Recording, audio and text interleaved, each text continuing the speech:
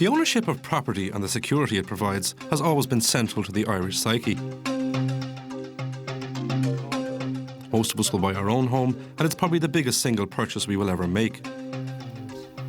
The property in question is shown by... And while we can have a surveyor check the building to ensure it is well constructed, it is every bit as important to establish that the title to the land on which it is built is also secure.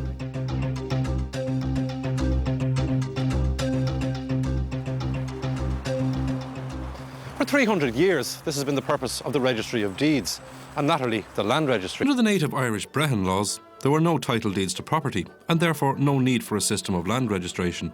However, with the imposition of English common law in the early 17th century, things began to change.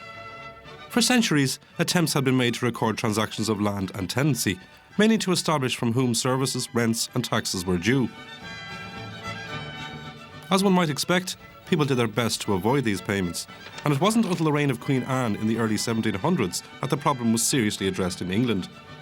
In 1707, a similar system of registration of deeds was established in Ireland by an Act of the Irish Parliament.